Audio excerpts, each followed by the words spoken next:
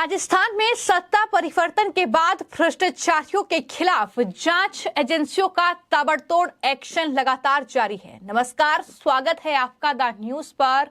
मैं हूं आपके साथ शिप्रा सैनी। अब राजस्थान में ईडी ने बड़ी कार्रवाई की है। राजस्थान सरकार में पूर्व मंत्री महेश जोशी के ठिकानों पर यह छापेमारी की गई है। दरअसल ईडी ने जल जीवन मिशन मामले में बड़ी कार्रवाई करते हुए अशोक गहलोत के करीबी महेश जोशी के ठिकानों पर छापेमारी की है।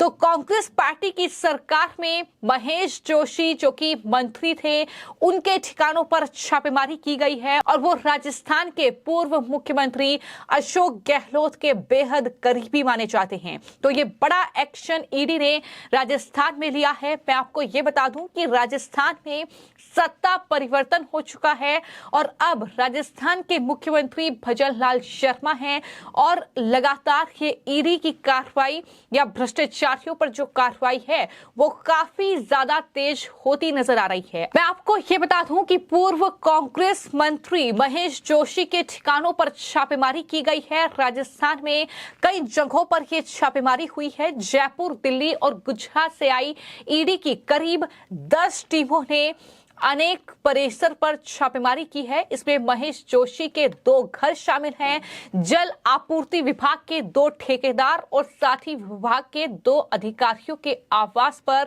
यह छापेमारी ईडी की तरफ से की गई है। जिस तरीके से ये एक्शन महेश जोशी के ठिकानों पर हुआ है, इसको लेकर अब कैबिनेट मिनिस्टर किरोड़ी लाल मीणा ने मीडिया से बातचीत करते हुए कांग्रेस पर हमला बोला है। साथ ही अशोक गहलोत सरकार क्योंकि राजस्थान में थी, उस पर हमला बोला है और ये कहा कि उनकी सरकार में इस पूरे मामले को दबाने की पूरी कोशिश हुई, लेकिन आखिरकार एफआईआर दर्ज हुई। मैंने इसमें शिकायत दर्ज कराई थी। अब ईडी जांच कर रही है और करीब 20,000 करोड़ रुपए का घोटाला है। ये बड़ा आरोप जो है वो किरोड़ी लाल मीणा का है। उन्होंने कहा कि बड़े मगरमच्छ जो हैं वो जल्द ही शिकंजे में होंगे, ये भी उनकी तरफ से कहा गया है। तो इस पूरी छापेमारी को लेकर राजस्थान में कैबिनेट मिनिस्टर किरोड़ी लाल मीणा ने क्या कुछ कहा है, सुनिए। देखो, बहुत पहले मैंने शिकायत की थी माननीय मुख्यमंत्री जी से और मैंने कहा था कि इसकी सीबीआई से जांच कराई जाए। उसके बाद एसीबी ने छापा डाला था, लेकिन छापा इसलिए डाला एसीबी ने गहलोत सरकार में ताकि प्रकरण को दबा दिया जाए। तो अंत में चूंकि एफआईआर दर्ज हो गई तो ईडी इसमें घुस गई और मैंने प्रमाणित आरोप लगाए थे गणपति ट्यूबवेल कंपनी और श्याम ट्यूबवेल कंपनी, जिसमें पद्म जैन गिरफ्तार भी हुए थे और उन्होंने 900 करोड़ के टेंडर इरकॉन इंटरनेशनल कंपनी के नाम से फर्जी डॉक्यूमेंट देके ले लिए थे और पैसा तो उन्होंने लूटा है। जल जीवन मिशन के काम पूरे हुए नहीं। जो प्रधानमंत्री जी ने सपना देखा था हर घर नल से जल पहुंचाएंगे, वो नहीं पहुंच पाया। सर घटिया काम हुआ, सारी सड़क खोद के डाल दी। करीबन 20,000 करोड़ का घोटाला है। तो ईडी कोई कार्रवाई करेगी तो निश्चित रूप से जो बड़े मगरमच्छ हैं उनके खिलाफ कार्रवाई होगी, तो निश्चित रूप से भ्रष्टाचार पर अंकुश लगेगा। आपको लगता है कि कई चीजें सामने आएगी आज? बिल्कुल आएंगे। पहले भी ईडी ने छापा मारा तो कुछ नकदी सोना मिला था और अब नकदी सोने के अलावा जो इन्होंने भारी भ्रष्टाचार फैलाया उसका खुलासा निश्चित रूप से होगा। तो एक तरफ बीजेपी के नेता अब इस पूरे भ्रष्टाचार को लेकर राजस्थान कांग्रेस पर हमलावर हैं और ये सिर्फ एक मामला नहीं है। मैं आपको ये बता दूं कि इससे पहले चुनावों के वक्त भी हमने देखा कि किस तरीके से जांच एजेंसियों का एक्शन जो है वो राजस्थान में देखने को मिला, जहां पर अशोक गहलोत के बेटे वैभव गहलोत पर ही शिकंजा जो है वो जांच एजेंसी ने कसा। लेकिन उसके बाद अब अशोक गहलोत यानी पूर्व मुख्यमंत्री के करीबी महेश जोशी के परिवार पर यह शिकंजा कसा है, जहां पर उनके ठिकानों पर छापेमारी हुई है। परिवार से भी पूछताछ ईडी की टीमें कर रही हैं, घर की तलाशी ली गई है और साथ ही कहा यह भी जा रहा है कि परिवार के 2 सदस्यों से कुछ फाइलों के बारे में पूछताछ ईडी ने की है। ईडी की टीमें पिछले 6 महीने से इस जल जीवन मिशन घोटाले की जांच कर रही है और जानकारी के मुताबिक जांच एजेंसी महेश जोशी को ईडी मुख्यालय आने का नोटिस भी दे सकती है, यानी इस पूरे मामले में उनसे पूछताछ भी हो सकती है। ईडी ने जल जीवन मिशन के लिए जो खरीदारी की है, भारी मात्रा में उसके फर्जी बिल जब्त किए गए हैं। इन बिलों को लेकर ईडी दरअसल जो महेश जोशी हैं और तमाम जो अधिकारी हैं जिनके ठिकानों पर यह छापेमारी चल रही है, उनसे पूछताछ कर रही है। ये भी जानकारी सामने आई है। साथ ही मैं आपको ये भी बता दूं कि राजस्थान हाई कोर्ट ने भी इस मामले को लेकर मौजूदा सरकार से कार्रवाई की रिपोर्ट मांगी थी।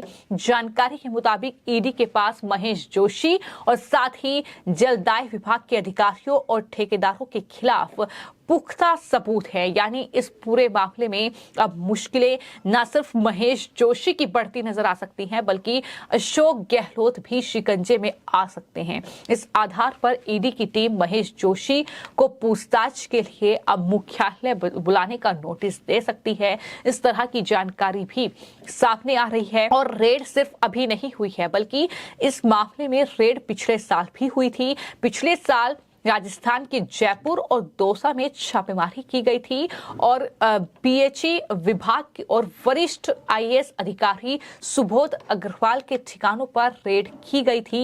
ये भी जानकारी सामने आई है। अगर इस पूरे मामले की बात की जाए कि आखिर ये पूरा मामला है क्या, लगातार हम आपको बता रहे हैं कि जल विभाग से जुड़ा ये मामला है, लेकिन जल जीवन मिशन में गणपति ट्यूबवेल और साथ ही श्री श्याम कृपया ट्यूबवेल कंपनी ने भारत सरकार के उपक्रम इरकॉन इंटरनेशनल लिमिटेड के फर्जी कंप्लीशन सर्टिफिकेट प्रस्तुत करके करीब 900 करोड़ रुपए के टेंडर प्राप्त किए। और इस बारे में इरकॉन इंटरनेशनल लिमिटेड ने जल जीवन मिशन के अतिरिक्त मुख्य अभियंता को 2 बार लेटर भी लिखे।